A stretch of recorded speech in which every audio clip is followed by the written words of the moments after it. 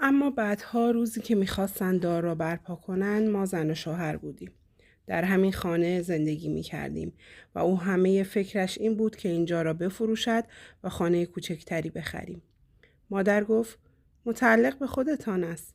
معصوم برای مادر و بعد برای من سر فرود آورد و گفت غذای مفصلی تدارک دیده بودید. اسراف بود.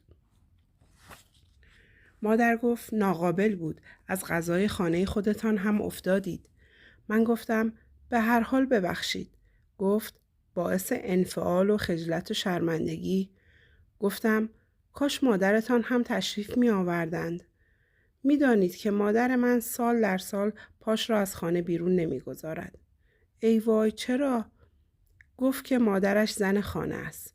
سالها تنها سر کرده و به خانه و کارگاهش عادت دارد. مدتی که او به خارج رفته مادرش دلتنگ بوده. حالا هم که تمام وقتش را در مطب می گذراند. نمی تواند به مادرش رسیدگی کند. گفتم مگر خواهر و برادر؟ حرفم را برید. چرا 3 خواهر و 3 برادر که همهشان عشایرند. همهشان ازدواج کردند و پی زندگی خودشانند. و گفت که تنها او ور دل مادرش مانده است و هیچ کس را در زندگی به اندازه مادرش دوست ندارد. مادری که پای بچه‌هاش سوخته و بزرگشان کرده، آن هم با چی؟ با دست خالی، با جاجین بافی و کارتی بافی، لقمه خودش را تو دهان بچه‌هاش گذاشته و به همهشان سر و سامان داده است و گفت که این جور زنها کمند، سراغ ندارد کسی را. گفت جان من است و جان مادرم. مادر گفت پس حتما باید دعوت کنیم که تشریف بیاورند. گفت خانه امید ماست. البته. بعد پا شد از پنجره باغ را نگاه کرد.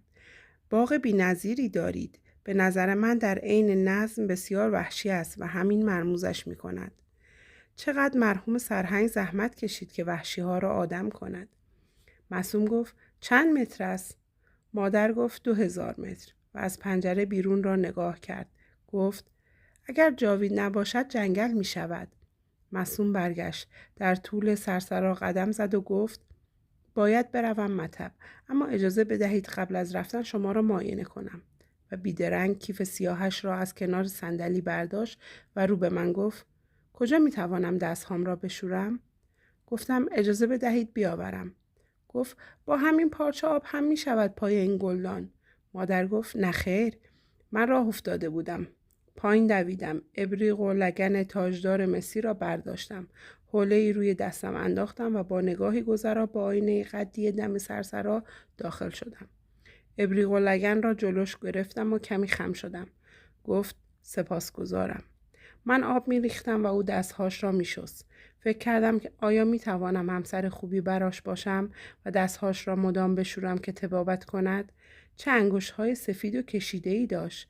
چطور می توانستم سرم را بلند کنم و حتی برای یک لحظه به چشمهاش نگاهی بیاندازم؟ توی دلم گفتم ببین این ابریق چطور توی دستهام می لرزد؟ به خاطر شماست. و گفتم من شما را شایسته تر از سروان خسروی و همه سروانها می دانم. دلم میخواست حجب و حیای پیرانه‌اش را کنار بگذارد و باز هم شیطنت‌هاش را نشان بدهد. توی دلم گفتم گاهی نگاهی بد نیست. من 17 ساله بودم و او 36 ساله. قد بلند و 4 شانه بود و با آن سبیل سیاه و موهای پیچ در پیچ. دستتان درد نکند و با حوله دستش را پاک کرد. کیفش را روی میز گذاشت، درش را باز کرد، گوشی قلب را به گردن آویخت، دستگاه فشار خون را بیرون آورد. بی زحمت آستینتان را بزنید بالا. مادر اکراه داشت. اما او با تحکم مهرامیزی گفت طبیب محرم است، راحت باشید. با جدیتی تمام مشغول معاینه مادر شد و من همان لحظه به نظرم آمد که کیفش را بیشتر از خودش دوست دارد. دلم میخواست ببینم دیگر چه چیزهایی آن تو هست. کیف سیاه که سگک‌های طلایی داشت و حتما پر از چیزهایی بود که تا آن روز ندیده بودم.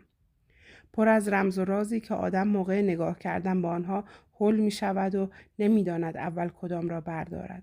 بعدها که من آن کیف را باز می کردم دسته اسکناس بود که معصوم به دورش کش می انداخت. یک سرکاغذ طبابت هم بود که برای بیماران نسخه می نوشت و یک مهر برنجی کوچک که زیر امضاش را مهر کند. به همین سادگی ما زن و شوهر شدیم. شب عروسی معصوم به دیوار انار کوبید و زنها هلهله کردند. بعد پاش را روی پای من گذاشت. من خندیدم و بعدها فهمیدم که هر کس زودتر این کار را بکند زبانش بر دیگری دراز می شود. رسم است. چه می دانستم روز به روز گرفتارتر می شوم. چه می دانستم مثل سنگریزه‌ای که از کوه فرو می غلتد و در هر چرخش بار بر می دارد عاقبت به هیئت بهمن بزرگی در دره‌ای دور پهن می شوم. چه می دانستم که هرچه از حسینا دور شوم بیچاره تر و درمانده تر می شوم. به روزی می افتم که حسرت یادش کلافه ام کند و آرزوی دیدنش را آن هم از دور از پشت پنجره از آن سر شهر داشته باشم. آن چشمهای سیاه براق، ای خدا، کاش می توانستم خود را در چشمهاش حلق‌آویز کنم. به همین سادگی زندگی از دستهای من می گریخت. داشتم جایی را نگاه می کردم که حالا یادم نیست. معصوم گفت کجا را نگاه می کنی آقا جان؟ من سر را برگرداندم که چشمهام را نبیند. گفت برو صورتت را بشور، بی خود برای من آبغوره نگیر. و من بی آنکه بدانم کجا را نگاه می کنم به دور دستها خیره شدم. گفت می بینی چه داری برپا شده؟ انگار برای من برپا شده بود. تنم لرزید و چشمهام تطابقش را از دست داد. پولک‌های سربی رنگ، حباب‌های شیشه‌ای، رمه گوسفندانی که آن روبرو در کوهپایه پاپالو کپه شده بودند و چوپان‌های چوخابردوش در هم دویدند و گرد و خاک کردند. صدای پارس سگ‌ها هم می آمد.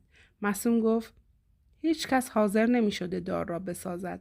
ابراهیم نجار زردنبو هم خودش را زده بوده به مریضی. زنش گفته شوهرم شبگز شده.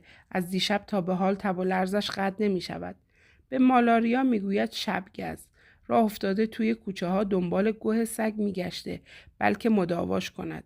ای خاک بر سر ملتی که گوه سگ دواشان باشد. من زن ابراهیم نجار را در عزاخانه میرزا حبیب رزمارا دیده بودم. گفتم تو زن ابراهیم نجار نیستی؟ هستم.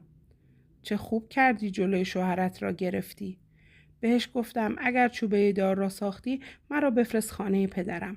نانی که از ساختن چوبه دار به سفره آدم بیفتد بهتر است از گشنگی بمیرم. تو چقدر ماشاءالله هزار ماشاءالله قشنگی. اسمش خنسا بود. 2 پسر داشت که میگفتند رفتند تهران. آبگرمکان ساز شدند، اما هیچ کس آنها را ندیده بود و دیگر پاشان را به سنگسر نگذاشتند. موهای خنسا سفید شده بود و هنوز پوست صورتش چروک نخورده بود. شاید همان زنی بود که من او را در مراسم عاشورا دیده بودم. گوشه میدان نشسته بود و تعزیه تماشا میکرد. گاهی که ناله سوزناکی میشنید به سینه‌اش میکوفت و گریه سر میداد. من هم گریه میکردم برای مظلومی حسینا که علی اکبر حسین شده بود و اشقیا فرصت نمیدادند حرفش را تمام کند. تیر میانداختند و شهیدش میکردند. گفت شما هم گریه میکنید؟ شیداگونه خیره ام شده بود و چشم از من بر نمی داشت. گاهی زیر چشمی نگاهی بهش می انداختم. اما او دل نمی کند. آره، حیف نیست. شما شادابید. خیلی جوان و شادابید. سالها بعد از سال بلوا جلوی خانه پدریش او را دیدم که در پله 3 مانده بود و هرچه تقلا می کرد نمی توانست خودش را به آن در بیرنگ و رو برساند. تا مرا دید گفت خدا خیلی به ما رحم کرد. حرفی نزدم و قدم هام را تند کردم. گفتم خدایا من از تنهایی اینجور نشوم. حتی 1 نفر را نداشتم که باهاش درد دل کنم و از حسینا براش حرف بزنم. کسی باشد که بهش بگویم دوستش دارم. میفهمی؟ میدانی عشق یعنی چی؟ خیال نمی کنم بفهمی. هیچ کس نمیداند من چه حالی دارم. هیچ کس. دلم از تنهایی می‌کوسید و دردهای ناگفتنی توی دلم تلمبار می‌شد. آدم عاشق باشد و نتواند به کسی بگوید غم انگیز نیست. به پشت سر برگشتم. روی پله ها مانده بود. لبخندی به من زد که به نظر آمد دارد گریه می کند. گفت مرا یادت هست؟ مگر نمی شود زنی یاد زن دیگری بیفتد که 14 سال پیش درست در سال بلوا به او گفته است تو چقدر قشنگی؟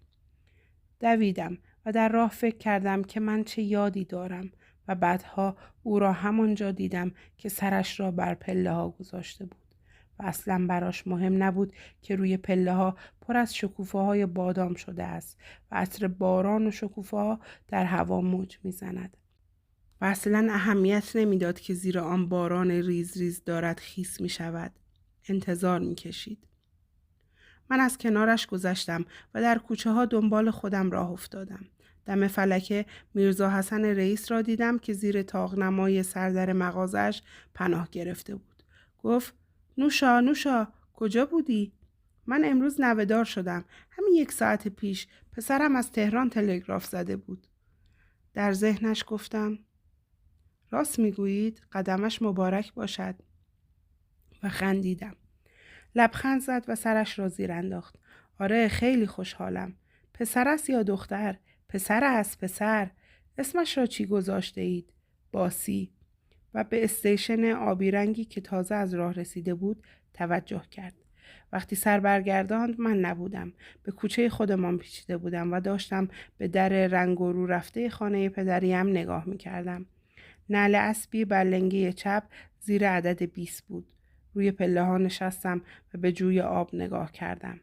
میرزا حسن با چتر سیاهی از برابرم گذشت و مرا ندید. متعجب و یا شاید وحشت زده به در خانه ما نگاه کرد و گفت عجب. مگر نمی شود میرزا حسن سالها پس از مرگم یاد من افتاده باشد؟ چه آرزوهایی، چه ذوقی. یک روز وقتی از مدرسه برمیگشتم تصمیم گرفتم بروم مطب دکتر معصوم. گفتم چه عیبی دارد؟ به مادر گفته بودم که شبها خوابم نمیبرد. تیرهای سقف را میشمارم. 1 بار از این سر، 1 بار از آن سر. اما همیشه از آن سر که میشمارم 1 کم میآورم. مادر گفت که من مالی خولیایی شده‌ام. و من فکر کردم که عاشق شدم. اما حسینا کجاست؟ چرا پیداش نمی‌کنم؟ دکتر معصوم هم مطب باز کرده و تابلوش از همه تابلوها خاناتر است. حتی از عکاسخانه تمدن که تابلو رنگ و رنگی دارد خاناتر است.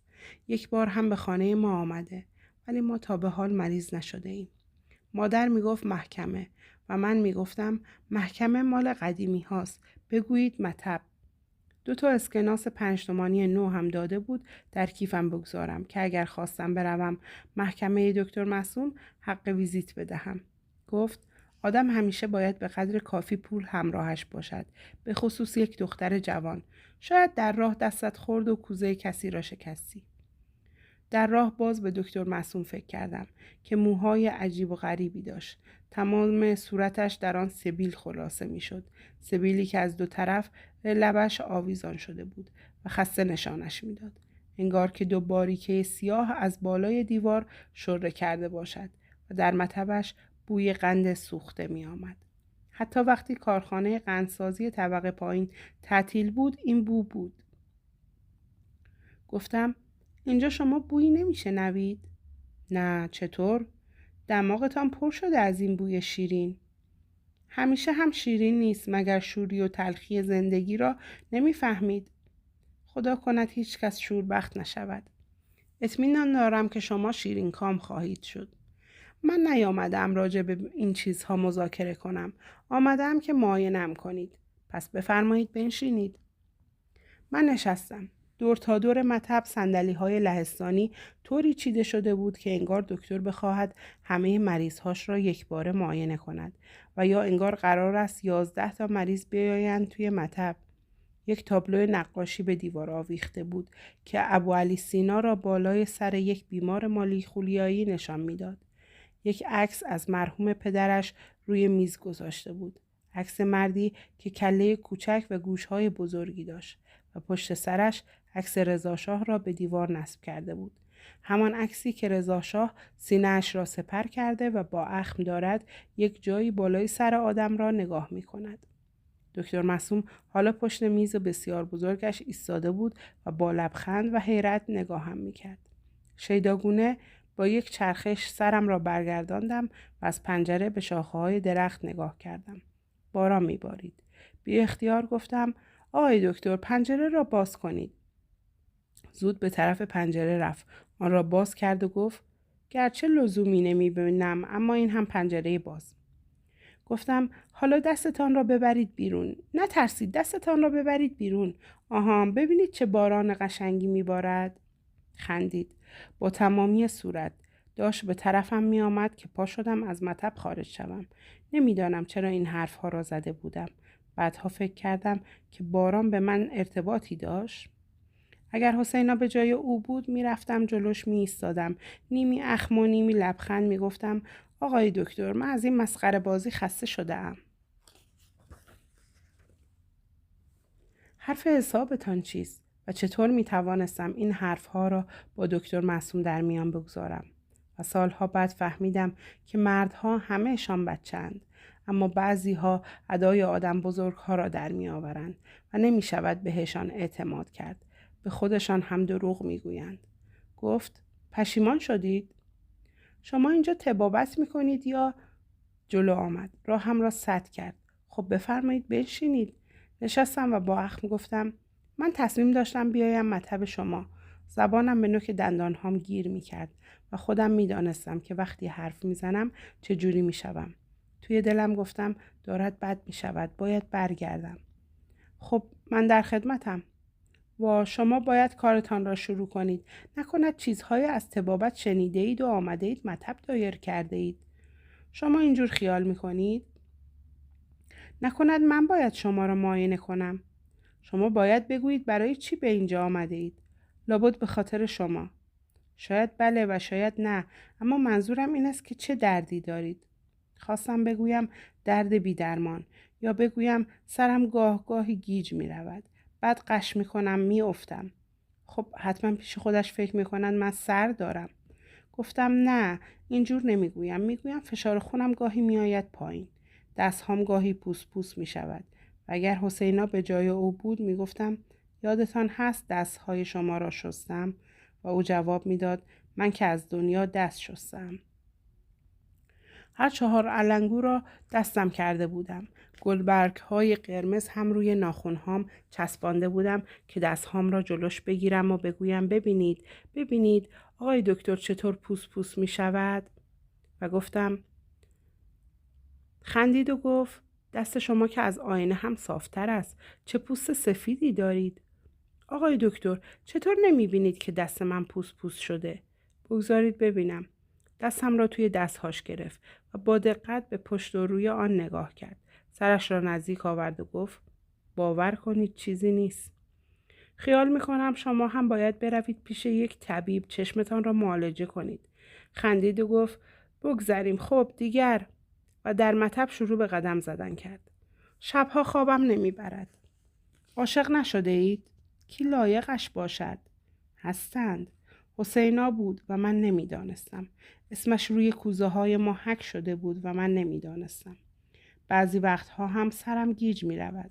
قند بخورید. شما غیر از قند داروی بهتری نمیتوانید تجویز کنید؟ صاحب ملک ما قناد است، اما من ملاحظه او را نمی کنم. من ملاحظه شما را می کنم. به جای این کارها طبابت کنید. حق ویزیت شما 3 تومان می شود. برای چی؟ از همه 1 تومان می گیرید، از ما 3 تومان؟ اسکناس 5 تومانی مادر را ندادم. 3 تا اسکناس چروکیده 1 تومانی از کیفم در آوردم. گفت یک چیزی می پرسم، صادقانه جواب بدهید. شما به خاطر دیدن من نیامدید؟ با تحکم و صدای سردی گفتم هرگز و پول را پرت کردم. گفت قابل شما را نداشت. چیزی نگفتم. حتی خداحافظی هم نکردم. از مطب زدم بیرون و همش به این فکر کردم که چرا اینجور شد. من چرا مثل خروس جنگیم؟ چرا اینقدر زنها بدبختند که همیشه باید انتظار بکشند؟ چطور یک ازدواج پا میگیرد و این مردها چقدر خودخواهند؟ انگار میخواهند جنس بنجلی را بخرند. هی نگاه میکنند و پا پس میکشند. هرچه به خانه نزدیکتر میشدم از خودم بیشتر بدم میآمد. گفتم چرا صبر نکردم؟ چرا به مطبش رفتم؟ ای خدا، تو هم از من بیزاری؟ ای خدای عزوجل، ای مهربانی که از نامهربانی آدم ها دلت میگیرد و افسارشان را به سرشان میاندازی که در باطلاق فرو بروند. ای خدای قهر و آشتی، چطور ممکن است روزگاری من بتوانم سرت را بر دامنم بگذارم و موهات را شانه کنم؟ ای خدایی که هرچه دست نیافتنی تر، خداتر. باران ریز ریز می بارید. گاهی سرم را بالا می گرفتم که صورت گر گرفته‌ام را زیر باران خنک کنم. صدای نوحه خوانی دسته های عزاداری را می شنیدم و دلم می خواست کسی روزه سوزناکی بخواند و من گریه کنم. به خانه که رسیدم صدای نوحه خوانی می آمد. مادر سیاه پوشیده بود و گفت که شب 7 محرم است و ما هیچ مجلسی نرفته ایم. چه نوحه خوبی می خواندند. امشب می رویم میدان تعزیه. پیرمردی دم میدان یک لگن کاهگل جلوش گذاشته بود و به کله و شانه آدم‌ها گل می‌مالید. ما توی یک طاق‌نما نشستیم و دسته ها چرخیدند و نوحه خواندند و سینه زدند. شمع‌ها در لاله‌های بلند همه میدان را روشن کرده بودند. به هر طرف نگاه می‌کردی شمعی در لاله‌ای می‌سوخت. علم‌ها در نور شمع سرخ و سبز و سیاه و سفید می‌شدند. به مادر گفتم ببینین لاله‌ها چقدر قشنگند. دامنه بچه‌هایی که لاله‌ها را بر چوب بلندی حمل می‌کردند به کوه می‌رسید. کوچه مناره را دور می‌زد و سر تا سر خیابان خسروی را روشن می‌کرد. شهر دشت لاله‌ها بود. من آرام آرام اشک می‌ریختم و به دسته سینه زن نگاه می‌کردم که در دایره‌ای می‌چرخید و صدای ضربه‌ها تا دل آسمان می‌رفت. ناگاه در میان آن حلقه از خود بی خود شده حسینا را دیدم. یک پاش را جلو گذاشته بود. بالهاش از هم گشوده میشد و دستهاش سینه‌اش را می شکافت. شرق. تک ضربه می زدند و یکی که صدای زنانه‌ای داشت نوحه می خواند. زنهایی که پشت سرمان نشسته بودند گفتند هوشنگ سیستانی است که می خواند و من گفتم چه اهمیت دارد. به لاله ها نگاه کردم و به پنجه های طلایی که در پرتو نور لاله ها برق می زد. مه از کوه سرازیر شده بود و شمال شهر را در تصرف داشت. زنبوری ها و فانوس ها روی شانه پسر بچه ها بود و علمکش ها دور تا دور میدان چرت می زدند. نوحه خان می خواند: ای حرمت قبله حاجات ما، نام تو تسبیح و مناجات ما. آن حلقه بزرگ به آرامی در خود دور می زد و حسینا با 2 دست چنان به سینه‌اش می کوبید که انگار همه آن صدای شرق مال اوست. چرا به من نگاه نمی کرد؟ چشمهاش را به یکی از لاله ها دوخته بود. مثل پرنده‌ای برمی آمد که پرواز کند و بعد انگار که سر بالهاش را چیده اند در خود فرو می رفت. حالا نیمرخش را می دیدم. با موهای سیاه، پیرهن سیاه، شلوار سیاه و آسمان بقیه او بود. مه پایین تر آمده بود و داشت شهر را می گرفت. زنها نگاه می کردند و من و مادر بی آنکه صورتمان را در دستها یا چادرمان گرفته باشیم با چشمهای باز اشک می ریختیم. هر کس به درد خود و من گاهی حسینا را تکرار شده می دیدم. تکثیر می شد و آن همه بال گشوده شده یک باره در سینه‌اش فرود می آمد. نام تو تسبیح و مناجات ما. بعد مه آنقدر پایین آمد که چراغ‌ها و لاله‌ها در حاله‌ای از غبار گم شدند. دیگر کورسوی از هر لاله‌ای جایی گم می‌شد. آدم‌ها محو شدند و حسینا محو شد و لاله‌ها محو شد. هیچ چیز دیده نمی‌شد. تاریکی همه جا را گرفت. اما او همچنان سینه می‌زد و حالا ما به نوحه‌اش جواب می‌دادیم. نام تو تسبیح و مناجات ما. آن وقت بارانی گرفت که کورسوها هم مردند و ما در آن تاریکی واماندیم. صدای چند گلوله پیاپی شنیده شد و بعد تیراندازی به اوج رسید. زنها جیغ کشیدند، بچه ها را بغل زدند و دویدند. هر کس به طرفی می دوید. می گفتند عباس آقا سیبیل مست با اراذل اوباش از گرسنگی زده‌اند به جمعیت. بچه‌ها گریه می‌کردند. مردها هوار می‌کشیدند و صدای نوحه‌خوانی که دور می‌شد در آن مه و باران چه قشنگ شده بود. انگار مرثیه همه عالم را می‌خواند. باز او را گم کردم و از یاد بردم. مادر گفت از دکتر معصوم خبری نشد. ماها گذشت و ما او را ندیدیم. نه او به خانه ما می آمد و نه حال یکی از ما بد می شد. حتی زمستان و یخبندان هم ما را به دیدار او ناچار نکرد. عید نوروز می شد و ما مشغول خانه تکانی بودیم. قرار بود پرده ها را بدهیم رنگ کنند. الیاس رنگرز گفته بود که پرده ها خوب رنگ نگرفته. باید دوباره بگذارد توی خمره. و من گفته بودم که پارچه ها انگلیسی اند و یعنی چه که رنگ نگرفته؟ به رنگ زردی فکر می کردم که او اصلاً در رنگهاش نداشت. گفت زردی که شما حرفش را می زنید خدا نیافریده. ناچار قبول کردم که نخودی بزند و به طرف خانه راه افتادم. دم غروب بود. مغازه ها داشتن می بستند و صدای اذان به گوش می رسید. سر فلکه هوس کردم از کوچه بالا به خانه امام بروم. به موازات جوی آب یک تخت پاره‌ای چیزی در آب بیاندازم و ببینم من زودتر به خانه می رسم یا آن. ناگاه دکتر معصوم جلوم سبز شد. گفت ای وای شمایید؟ بله منم. دلتان برای من تنگ نشده بود؟ هرگز. توی نور ماه چقدر خوشگلید. من کیف کردم اما با اخم گفتم احتمالا شما مستید. باور کنید که خیلی خوشگل شده اید. شاید همینطور باشد و خواستم بی‌اعتنا از کنارش بگذرم. حوصله‌اش را نداشتم که بپرسم تا به حال کجا بوده و چرا اعتنایی نکرده است. به حکم ادب میبایست آمد و از نهار آن روز تشکر میکرد و اصلا برای چی آن روز به خانه مان آمده بود. دستم را گرفت و نگهم داشت. 1 دقیقه صبر کنید و من مهلت ندادم. محکم خواباندم بیخ گوشش. دستم را ول کنید آقای. جا خورد. عجب. انگشت‌های دستم در هم پیچید و باز پیچید و من وقتی نگاه کردم در نور مهتاب خیال کردم حالا یکی از ساقه ها می شکند. مثل ساقه شمعدانی بود. در سایه خودم گرفتمشان که نبیند. خواستم بپرسم در این مدت سر وقت چه کسانی می رفتید؟ خیال می کنید آدم ها مسخره اند یا بیکارند که شما هر وقت می کنید سری بهشان بزنید؟ دیروز چه بارانی باریده بود. دامنه شهر در مه و باران وسیع تر می شود یا در آفتاب.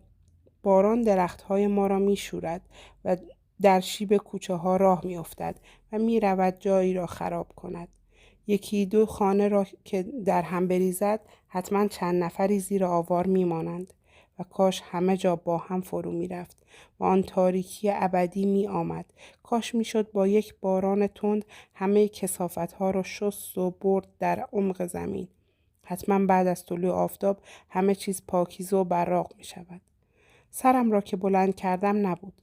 از کدام طرف رفته بود؟ فانوس سردر خانه من سوسو می زد. به خانه برگشتم و آن شب تا صبح گریه کردم. آنقدر سوزناک و عجیب که یاد شب تاسوعا افتادم و نوحه خواندم.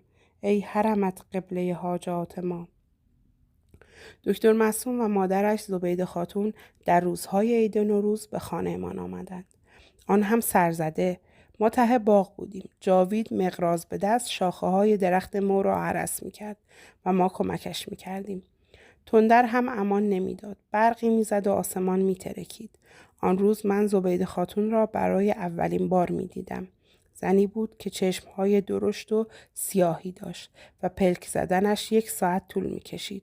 خمار و عاشقانه سراپای آدم را ورانداز میکرد و آدم را آب میکرد. معصوم شاد و سرحال بود. برخلاف من که اصلاً آماده نبودم. لباس سبز خاکالودی تنم بود که با دستمال نمدار خاکش را تکانده بودم. بی جوراب، بی کفش، بی آنکه موهام را شانه کرده باشم. 1 دسته مو را همین جوری روی سرم سنجاق کرده بودم و موقع ورود به سرسرا با نگاهی تند توی آینه احساس کردم شکل کلی ها شدم. گفتم چه اهمیت دارد؟ معصوم گفت ایشان مادر من هستند و با حظ عمیق به او خیره شد و خندید. بالاخره حاضر شدند بعد از مدتها بیرون بیایند به خاطر من. به خاطر من. مادر گفت به ما افتخار دادند. زبیده خاتون ساکت بود. فقط نگاه می‌کرد و پلک می‌زد. انگار همه قدرتش را در آن چشم‌های سیاه خلاصه کرده‌اند. مکنه زرشکی با گل‌های درشت به سر داشت و یک دست چنگم نقره‌ای بالای مکنه‌اش پهن کرده بود. کاویزه‌هاش با هر تکانی جیرینگ جیرینگ صدا می‌داد. جاوید چای و شربت و شیرینی زنجفیلی آورد. مسقطی آورد و معصوم گفت که مسقطی دوست ندارد و مادرش 2 تا خورد. معصوم از باران حرف زد. از انگلیس، از گربه‌اش، از رنگ به خصوص گربه ما و از سن و سالش که دارد به 40 نزدیک می شود. مادر پاسخ داد که مرد در 40 سالگی پخته می شود. وانگهی شما 36-7 ساله اید. حالا کو تا 40 سالگی؟ معصوم خندید و باز حرف زد. از عید باستانی نوروز، از مراسم، آیین‌ها و اعتقادات. امسال تمام سال بارانی خواهد بود. مادر پرسید از کجا می دانید؟ و من می دانستم.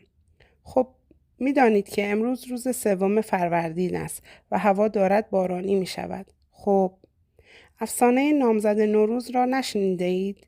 حتما شنیده اید. به هر حال من برای شما می گویم. من می دانستم.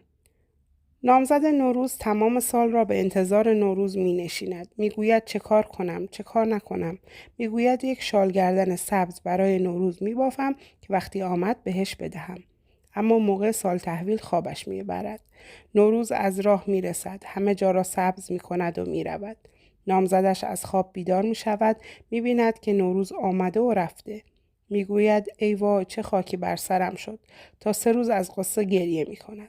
روز 3 اگر خودش را بیندازد توی آتش، آن سال هوا آفتابی و گرم است و اگر خودش را به خاک بیندازد، آن سال باد و خاک می آید و اگر خودش را پرت کند توی دریا، سال بارانی و خوبی در پیش است.